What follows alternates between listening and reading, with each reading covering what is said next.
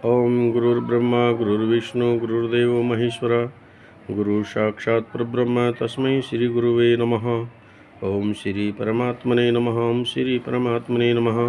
ओम श्री परमात्मने नमः। श्री हरि। बीच में हमने सत्संग की महिमा पर थोड़ा प्रकाश डाला था। आज हम संत महिमा पर प्रकाश डालते हैं।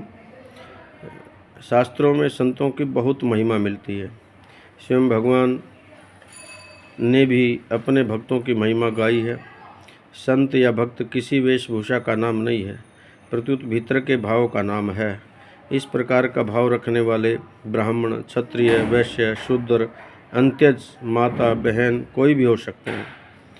संत कहते ही हमारी दृष्टि संत आश्रम पर जाती है, साधु आश्रम पर जाती है, क्योंकि साधु आश्रम में बड़े बड़े तत्वज्ञ संत महापुरुष एवं ज्ञानी हुए हैं, भगवत प्रेमी हुए हैं।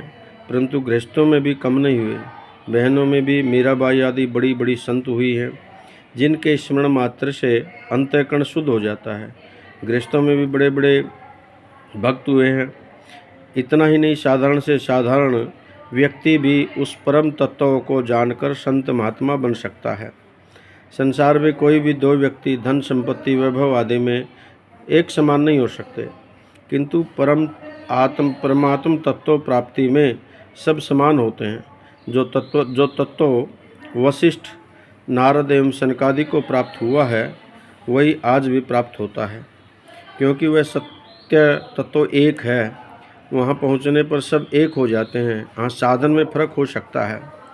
पहुँचे पहुँचे एक मत, अण पहुँचे मत और। संत दास घड़ी अर्थ की, डूरे एक ही ठोर। अर्थ में बंधे हुए घड़े या पीपे कुएं में से जल लेकर चलते हैं तो उनकी ऊंची नीची विभिन्न स्थितियां होती हैं, किंतु सब का जल एक ही जगह गिरता है। इसी प्रकार जितने भी साधन भेद होते हैं, वे सब अनपहुँचे व्यक्तियों के होते हैं।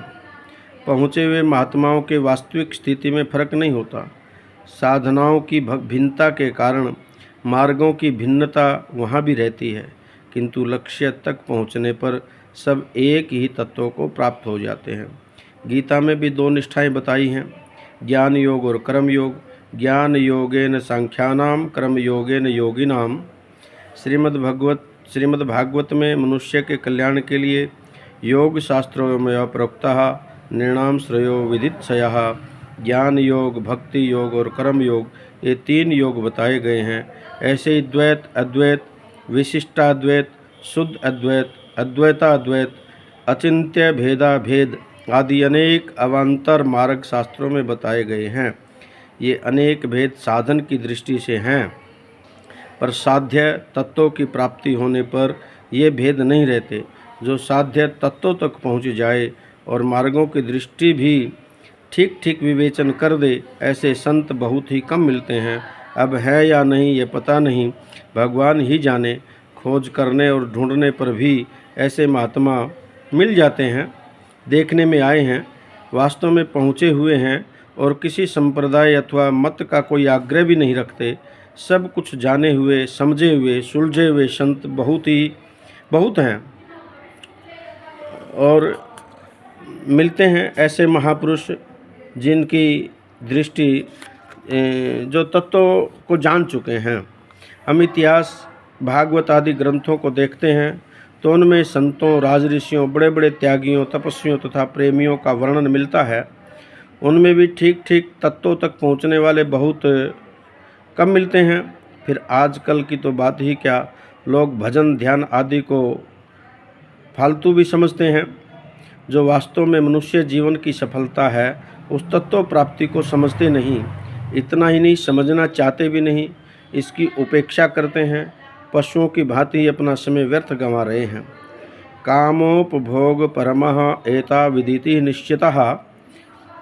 गीता में कहा है, नान्यद स्थिति ही वादिनः। काम और भोग के सिवा कुछ है ही नहीं। खाना, कमाना और भोगना, बस इतना ही सब कुछ है उनके मत में, और कुछ है ही नहीं। वे इसी में उलझे रहते हैं। अब उनसे क्या कहा जाए। सज्जनों, वे तो पशुओं से भी नीचे हैं। उनको पशुओं के समकक्ष रखा जाए तो पशु नाराज हो सकते हैं कि हमारी बेइज्जती क्यों करते हैं। हम तो अपने कर्मों का फल भोग कर मनुष्य जन्म की ओर जा रहे हैं, परंतु पाप करने वाले मनुष्य तो नरकों एवं नीच योनियों की ओर अग्रसर हो रहे हैं। यह कितना बड़ा अंतर है। इसलिए कहा है, बरु भल बास नरक करताता, दुष्ट संग जन देहि विधाता। नरकों का निवास अच्छा है, पर विधाता दुष्टों का संग न दे, क्योंकि नरक भोगने से तो पाप नष्ट होते हैं, जबकि दुष्टों के संग से पाप पैदा होते हैं और आगे नरकों की तैयारी होती है। सज्जनों, थोड़ा ध्यान दें। संतों को पहचानने में वे ही समर्थ हैं जो सच्चे हृदय से इस मार्ग पर चलते हैं। केवल अंधानुकरण ही नहीं करते, प्रत्युत विवेक पूर्वक खूब गहरे उतर कर इन पारमार्थिक विषयों की अच्छी प्रकार समझते भी हैं। इससे भी आगे समझी हुई बात को आचरण में लाते हैं। वे संतों को कुछ समझ पाते हैं, वे भी इतना ही समझ पाते हैं कि ये संत हमसे श्रेष्ठ हैं, परंतु ये कहाँ तक पहुँच चुके हैं ये समझने की शक्ति किसी में भी नहीं है।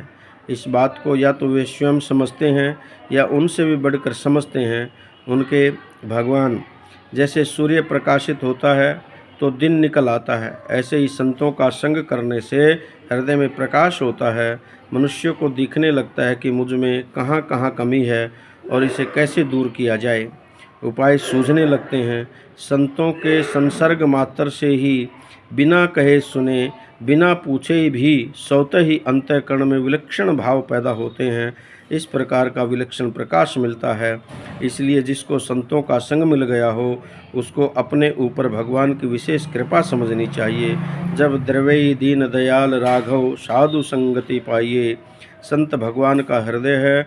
जिस प्रकार बूढ़े माँ बाप अपनी छिपी हुई पूंजी अपनी विशेष कृपा पात्र संतान को ही देते हैं, उसी प्रकार भगवान अपने प्यारे संत जो कि उनका हृदय धन है, उनके सामने खोल कर रख देते हैं, जिन पर विशेष कृपा करते हैं। जैसे संतों के धन भगवान हैं, ऐसे ही भगवान के धन संत हैं। वे जब कृपा करते हैं तो यह हमें संतों से मिला देते हैं तथा कहते हैं, भाई जब तुम सत्संग करो और लाभ ले लो। अब प्रश्न उठता है कि हम तो संतों को पहचान सकते नहीं, संतों को पहचाने कैसे? संत क्या करें, उनको कैसे पहचानें? तो आप भगवान से सच्चे हृदय से प्रार्थना करें कि हे नाथ, हे प्रभु, हमें आपके जो प्यारे भक्त हैं, संत पुरुष हैं, उनके दर्शन कराइए। ऐसे आप भगवान से कहें अथवा आपके हृदय में उत्कंठा हो जाए तो आपको कोई न कोई संत अवश्य ही मिल जाएंगे। तो संतों की महिमा अनंत गाई है। संत मिल जाए जीवन में, संतों की महिमा अनंत है। संत मिल जाए तो हमारे पाप नष्ट हो जाते हैं संतों के संसर्ग मात्र से। तो संत महिमा अनंत है। तो संतों का हमेशा संग करें, संतों के पास बैठ कर के सत्संग करें, भगवान के विषय में पूछें, तत्वों के विषय में पूछें, उस तत्वों के जानने का प्रयास करें। संत महिमा अनंत है। तो आज का विषय हम यहीं तक रखते हैं, फिर इस पर चर्चा करेंगे। ओम शांति शांति शांति।